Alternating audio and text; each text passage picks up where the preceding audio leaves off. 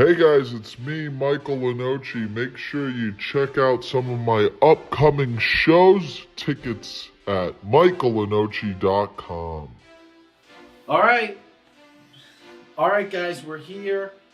And, there's a lot of cool things happening. And we predicted it. I predicted it very much. Very much so.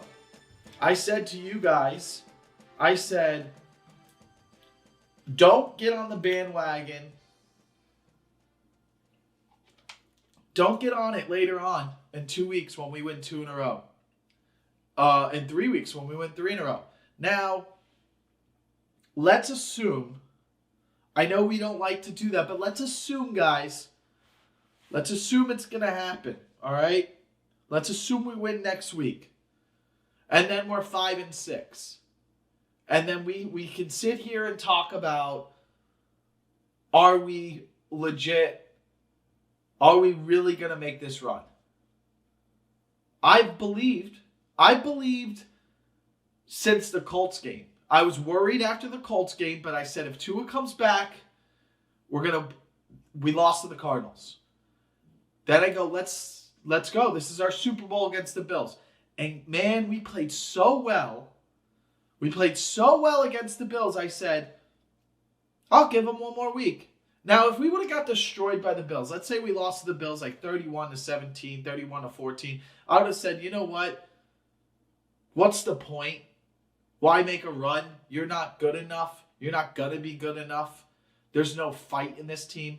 I would have been like you guys. I would have been like a lot of you Dolphin fans who have been quiet over the last 2 weeks and been, oh, let's fire the GM. Let's fire the GM. Let's move on. Let's rebuild. Let's maybe move on from McDaniel. What good has he done, even though he's had a good rushing attack while Tua was gone, because that's all he could do. I would have been on board with that. But because they fought, and basically they outplayed the Bills, if it wasn't for a fumble by Mostert, I think that game's ours. And then you get a 61-yard field goal to win the game. What are you going to do, In Buffalo, I go, wow, they played tough. And then you come Monday Night Football and you beat a Rams team. That isn't that they're not bad. They're fighters. You're not going to know who's going to win the West until week 18. I promise you that. That the West is up for grabs, whether it's the Cardinals, Rams, Seahawks, or 49ers. You can't tell me for sure who's going to win that division. They all play each other. They're all going to bang each other out like porn. That's how it came out. It sounded like that, but you don't know who's going to win that division. So beating the Rams and not allowing them to score a touchdown, that's pretty good defensively. Yes, this Raiders game, frustrating defensively. Or is that just the best tight end in the NFL now? Is that the best tight? Is Bowers the best tight end in the NFL? You can make an argument for that. You can make an argument he's the best tight end in the NFL and could be for the next 10 years, probably. But why? I don't know why there wasn't 3 guys covering him by the fourth quarter. Beats me. But defensively, they're doing as best as they can. And you get Bradley Chubb back in a couple weeks.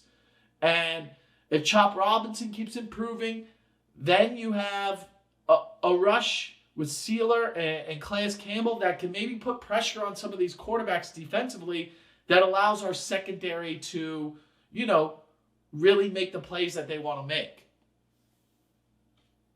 But now we sit here, and it's not a gimme game. I don't think the Patriots is going to be an easy win. I think it's going to be a one-score game. I think it's going to be tough. I think Drake May looks good. I think, we can't say what he's going to be yet. He's definitely not a bust, and we can't say if he's going to be a superstar yet, but he shows some little glimpse of stardom. That's for sure. You got to like what you're seeing if you're a New England fan. So I think that, how about this? They're going to make some plays. And he'll score some points, but he's going to make mistakes more than what, Minshew did. And I think offensively we'll do better than we did against the Raiders. So, if I have to predict, I'm going to go with like a 27-17 game. Okay? Where it's like, okay, in the fourth quarter, just like the Raiders, you're like, they scored. You're like, what are we doing? Can we put this away? A kind of similar game. Now, would I like them to score 35, 42 points against the Patriots? Yes. But there was something I've seen in the press conferences. You guys can go all watch this. I'll go watch the press conferences with Mike McDaniel and some of the players. The players believe Calais Campbell's probably one of the best leaders we've had in the team since Zach Thomas or Jason Taylor or Cameron Wake. I'm trying to think over the last 10 years, like who was the leaders on the team, even in the Tannehill years, who were the defensive leaders that would really... I haven't seen a voice like that in the Miami Dolphins organization in some years. And listening to Calais Campbell speak and hearing him talk, I think these guys are all in, man. I think they're fighting, and I think they believe. And that's why I believed a few weeks ago. I think that I was like, hey, this team can make a run. And listen, if you're going to make a run, you got to win these games that you don't think you could win, like the Rams game and the Green Bay game coming up. And we're going to get to the Green Bay game coming up, man, because if they win that one, I swear I am going to get super excited. But going back to Calais Campbell and him being a leader and defensively, they're getting healthier. They're going to get healthier. They're going to be playing on all cylinders, if that's the right terminology. But offensively, Tua's playing very efficient, and we're not seeing the explosive plays that we used to see in the previous 2 years, right? So this is what I wanted to get to. If you watch the Mike McDaniel press conference, he explains, the question comes up, and they go, you've been doing a lot of these 14-play drives, 16-play drives. There was only 2 possessions for each team in the first half of the Raiders game. 4 total, there was 5, right? We kneeled the ball before halftime. But only 2, there was long drives by both teams, right? Obviously, you like to get the Raiders out of there and punting the ball and give us the ball quicker. But they moved the ball a little bit, and, they got one of the best tight ends. What are you going to do? We were exposed a little bit, right, from the tight end position, which, we'll look into going forward with teams that have a powerful position in that. I don't know who, off the top of my head, has a great tight end that we're going to be playing moving forward. But we were exposed a little bit in that area, okay? That being said, Mike McDaniel was asked, what's the difference? You guys are doing these 14-play drives, 17-yard play drives, taking up a lot of time. There's 2 things I've heard over the week, okay? One was I heard a commentator, I don't know who it was, they said, yeah, it's impressive that they're driving and they're scoring, but you can't beat good teams if you're not having those explosive plays. That's what one guy said. And I was like, interesting. And I go, well, that's always been there for us. So who says it's not there? That just the defenses now are preparing for us differently.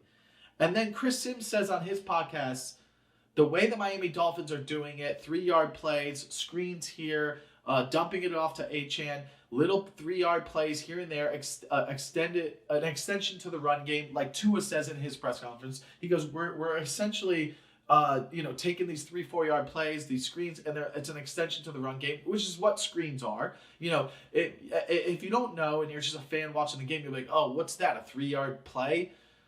Because he threw it, that's a run play, and that's great. You want 3 to 4 yards on a little screen, that's a win. If you get 3 to 4 yards on a screen, that's a win. It's just an extended run play that you're going, hey, we bet that our blockers are better than your blockers and that one of our players can break one. That we have playmakers that can really, they're quicker than your cornerbacks. That's what you're kind of saying. We're betting that our skill players are better than your skill players. And that's what we're showing, right? That's what we're betting on.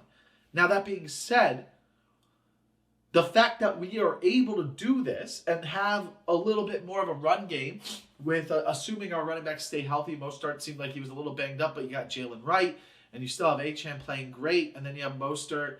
So McDaniel explained, this is a team that I wanted to build and that we concentrated on the offseason on winning elimination games. I thought that was very important because it's the first time I've heard them talk about this all year.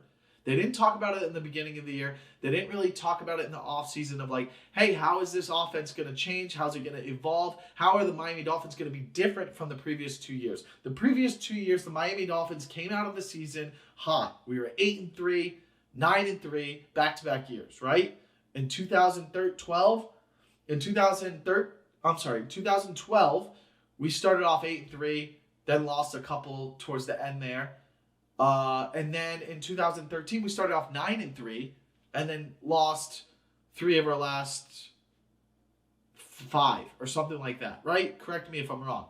The point is we started off hot, and then by the end of the year, a lot of the NFL figured out the way the Dolphins were operating, right? They knew we were doing those deep in routes with Tyreek and Waddle, so they were covering those, and they were having some of their linebackers drop into those spaces, and sometimes Tua would get picked because they would be disguised plays. This is just stuff you can look up yourself, right? So those long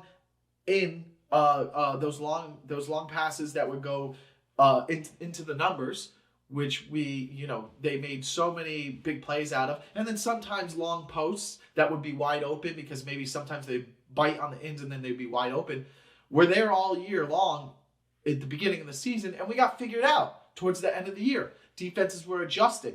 And I think that happened 2 years in a row, and it kind of opened up McDaniel's eyes. And I think this is where he doesn't get credit from a lot of the fan base and people who aren't watching the team going, well, is he really a good coach? This is why he's a brilliant coach, is because today or this week he brings up a point of like, hey, how do we win late in the year and win elimination games? It's by being able to have great third down efficiency. In the last 3 weeks, Tua has some of the best third down efficiency that we've ever seen in Miami Dolphin franchise history and in the NFL right now. Go look up our third down numbers right now. That is essential to winning these high-stake games late in the season. All right. Also, we're running the ball way better than we have in the previous 2 seasons. Now, it's slowed down the last couple of games because, people are like, hey, let's stop the run. Let's see if let's try to expose the offense a different way. And then, we're using a tight end. With Jonnu Smith having a game like he has, now you got to think all these defenses going forward are going to be preparing for him a little bit more, allowing us to maybe make them vulnerable on the outside when they are covering Jalen Waddle and Tyreek Hill. Something to look out for the next couple weeks. Now we've exposed people and shown them an offense that can run the ball well. We can throw screens. We can extend the run game by throwing out passes to our running backs like Achane or Mostert, and shown that Tua has been great at extending the play. Something he has not been great at in the past, as buying time and finding an open receiver, whether it's his running back or whether it's Mostert in the Rams game, or if it's Jalen Waddle last week. So I think that these are all positive things on the offensive side of the ball that aren't as exciting to watch, but are very important in what we would need to succeed going forward. I think that's something to be very excited about, because I think there's a game on this schedule in the next few weeks where you might see an explosive play or an explosive offensive game like what the Dolphins had done in previous years, because defenses are going to overcompensate for how we are playing now.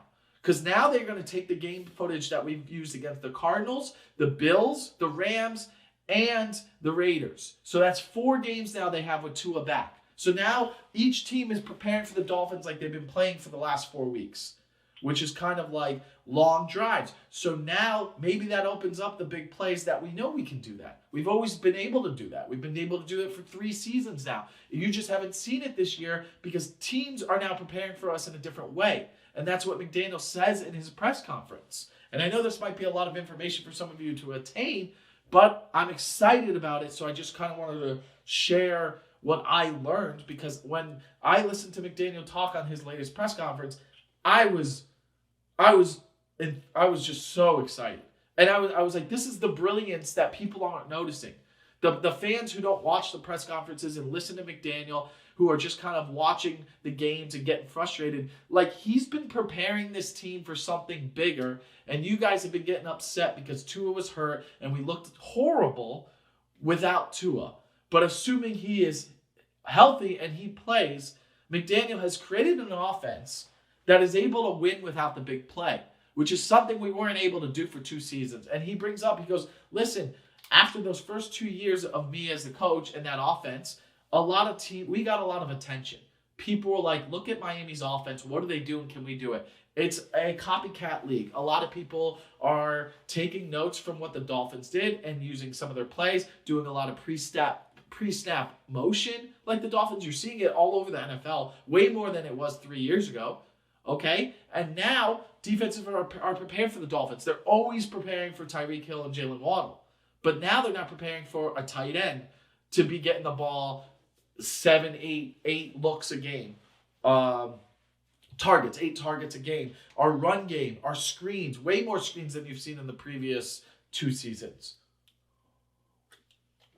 So that was something McDaniel talked about. He goes, now we've seen the way teams are going to prepare for us differently. We've had to reinvent our offense with little plays, 14-play drives. If you can do that with the explosive plays, you are going to win deep into December and hopefully January. And that's something really they emphasized this offseason, and that's the first time they talked about it. And I think that's very important, and that's something to be very excited about.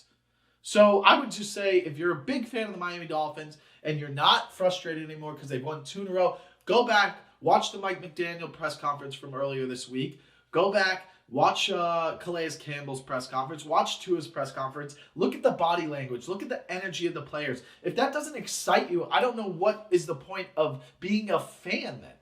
Because maybe you're not seeing a team that is playing as good as the Detroit Lions. Of course not. But are the Detroit Lions going to keep playing like this all the way to January? If they do, they're going to win the Super Bowl, and that's not our problem because we're not going to even be there to beat someone like Baltimore or the Bills or the Chiefs to get there anyways. So if that's how you think, right, about the Dolphins, the Lions are going to win it all anyways if they're going to play that good all year round. But don't be surprised if people start watching the Lions and figuring out their offense late in the season. You know? I don't know. Maybe. Man, that's what happened to Miami. The point is, we played the Bills so well. Chiefs haven't looked good. They finally lost a game, thank God. But you're telling me we can't compete with the Bills again? If we almost beat them. We almost beat them. And then you have the Steelers. I'm not afraid of the Texans. I'm not afraid of the Chargers. I'm not afraid of the Broncos. The Ravens would scare me, even though they lost to the Steelers. I'm still not, super afraid of the Steelers. They have a great defense. But, no, I'm not as scared of these teams as I was last year. For some reason, there's something more to this team than there was before. Now, does it mean we might not even make the playoffs? But I'll tell you what, if Tua didn't get hurt, this team is better than any of the previous 2 seasons we've had. Now, it's not as explosive offensively, but I'm telling you, if Tua didn't get hurt, let's just say we win 2 of those 3 losses, the 4 games he was out, right? Because we won against the Patriots. Let's say we win even 1 of those. Then what? We're 5-5 right now? Tied for a half a game back of the 7th seed anyways? I'm just telling you there's something tougher about this team, okay? And offensively, they're built to do more than they've been able to do before or in the past. So that's what I'm excited about. And then there's another note. I saw this picture. Someone put it up on the Dolphins Reddit. Draft picks that became Pro Bowlers since 2014. The Miami Dolphins, 10%. That's 10th place. They're the 10th best one. Just to give credit to our GM, Chris Greer, that some people have hated on too. I think Chris Greer did a great job with Calais Campbell for $1 million. You signed Zach Sealer for a long-term deal and let Wilkins walk, who got injured this year. Sealer's playing out of his mind. Jonnu Smith is a great sign, and it adds a dynamic to our offense that we haven't seen for years, since maybe the way Gesicki was used his sophomore year with the Flores squads. But you get Brewer, the center, has been a highly rated offensive lineman. Our offensive line isn't nearly as bad as people believed it was. One of the highest rated offensive lines this past week. Whether or not Tua's getting the ball out quick or not, you got to give credit to them. They have not been a reason we are losing this year. The reason we lost was because of the quarterback play earlier in the year. And the reason we lost to the Cardinals or the Bills was not because of O-line play. If anything, it was defensive play in the Cardinals game and a mistake that the Buffalo Bills took advantage of. If we don't make a mistake, we win that game. So now moving forward, we're 4-6. You gotta like your chances against the Patriots, putting us at 5-6. Now, the Broncos have a tough one against the Raiders. Likely they win, but eventually they're going to have a bye week, and eventually we're going to catch up and be a game back. Okay? Let's assume we play them the same amount of games. So even if the Broncos won this week and they're 7-5, and we get to 5-6. Okay? I think we'll make up a game on them, and let's assume we're a game back. Ravens and Chargers play this week. That can either add a loss to the Ravens column. It gives them 5. It makes us a game back of them. Or the Chargers win and they have 4 losses. I don't know who you want to win that game. You know, what helps our chances? Do you think the Ravens are really going to collapse and not make the playoffs and be an 8th seed? I don't think so. I think why not? The Chargers have a tougher schedule. They have to play the Broncos still. They have to play the Chargers again. They have to play the Chiefs again. Why not add a loss to the Chargers column? They get to 7-4. Then the Ravens, Chargers have 4 losses. Broncos have 5. Maybe they get their 6th this week. But either way, if you have them with 4 and the Broncos with 5 and the Ravens with 4, that 6 weeks left, any of those 3 teams could get to 2 more losses. All right? If not 3 more losses. But let's just say we need the Ravens to get to 2 more losses. We need the Chargers to get to 3 more losses. And we need the Broncos to get to 1 more loss just for us to be tied. Okay? Colts have the same amount of loss. They're half game up on us. But also they have the tiebreaker over us. I'm not really worried about them. The biggest game for our concern is, assuming we get the Patriots win, is that Green Bay game. Okay? You get to that Green Bay game. It's in Green Bay. It's Thanksgiving night. It's going to be cold. It's one of those situations where the Dolphins never win. I can't tell you how much more of this is set up to end the season for the Miami Dolphins than this Green Bay game.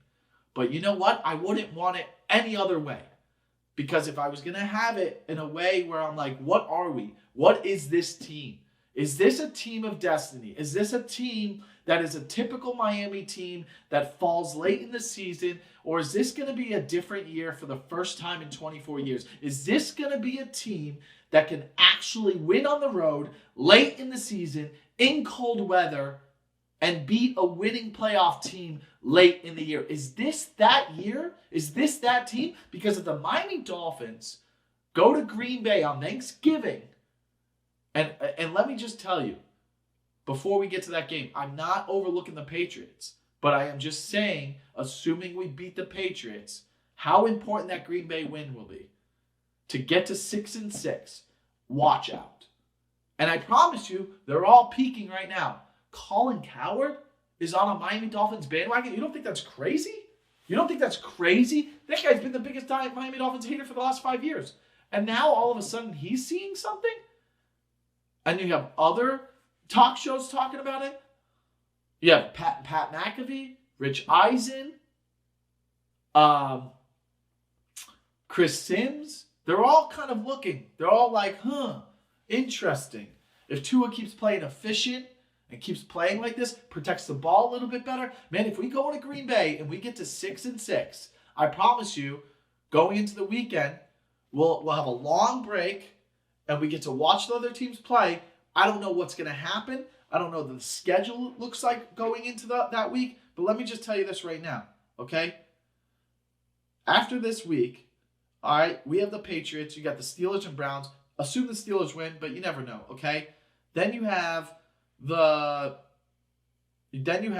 Lions and Colts. That puts the Colts, we move up on them this week, all right? We move up on the Colts this week. Broncos, Raiders. I got to assume the Broncos win, but man, if there's a trap game for a young team that is 6-5 going into a desperate Raiders team that's 2-8 that needs to fight for their coach, I'm telling you, watch out, that's a trap game. But let's just not give the Broncos a loss there.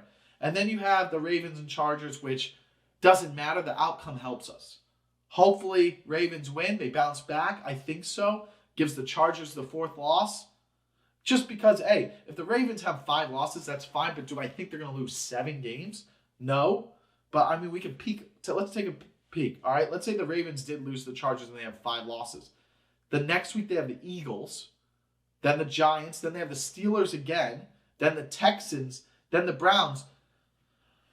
maybe we want the Ravens to lose. If the Ravens have 5 losses after next week, their schedule is not easy. They definitely could lose one more. And the tiebreaker, assuming we went out, we would have a better tiebreaker because their conference record right now, they have 4 losses, and so do we. But if they lose, they have 5. So, like I said, Ravens Chargers doesn't hurt us either way. It's a win-win for us. So we get to 5-6. All of a sudden, it's looking better into the week of Green Bay. Now, this is my point. If we win that and we're 6-6, then guess what you have the rest of the weekend? Colts at Patriots. Doesn't matter. We're ahead of the Colts. You got Steelers and Bengals. Bengals already behind us. Their season's done.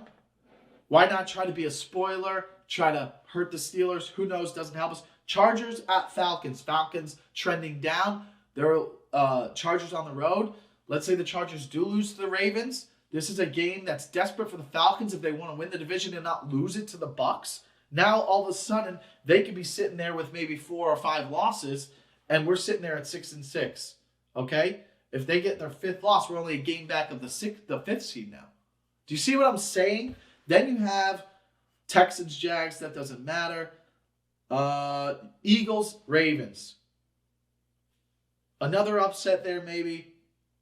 And then you have the Browns, Broncos on Monday night. Probably the Broncos win. The Broncos' schedule looks pretty easy. Then you go to week 14 where we have it's kind of an extended bye week for us. Jets at Dolphins. Jets are done. It's a laughing stock. It's a circus there. And we have an extra week to prepare for them. And the teams behind it. And then you have going into the other teams in the race. Chargers at Chiefs.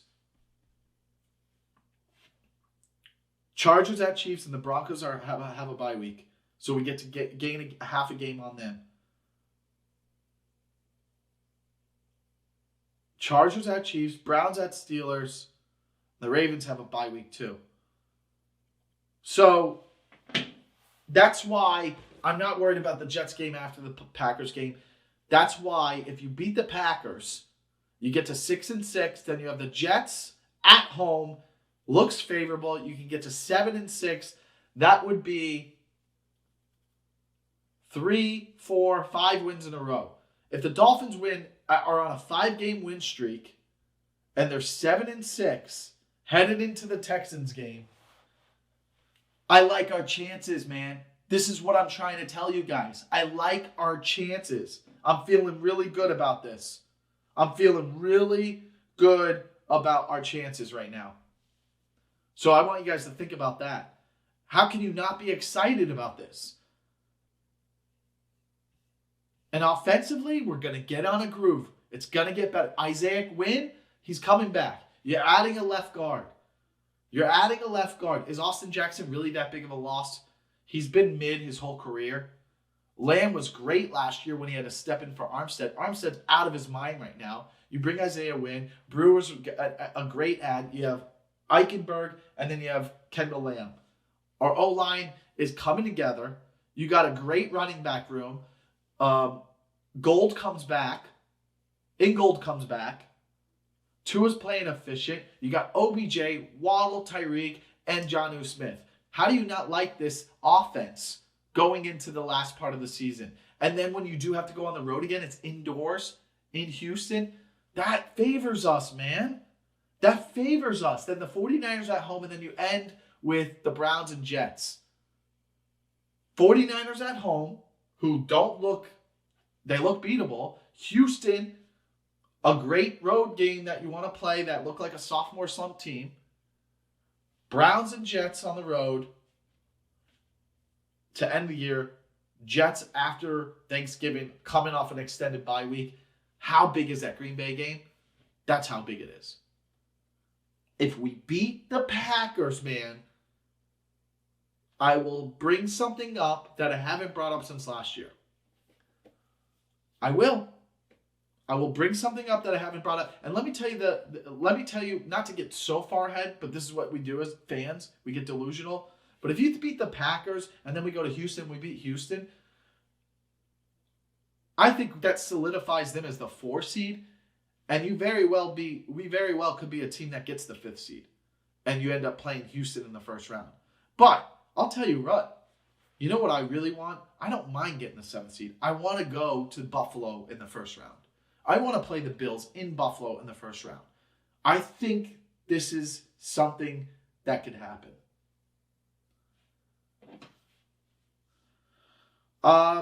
That being said,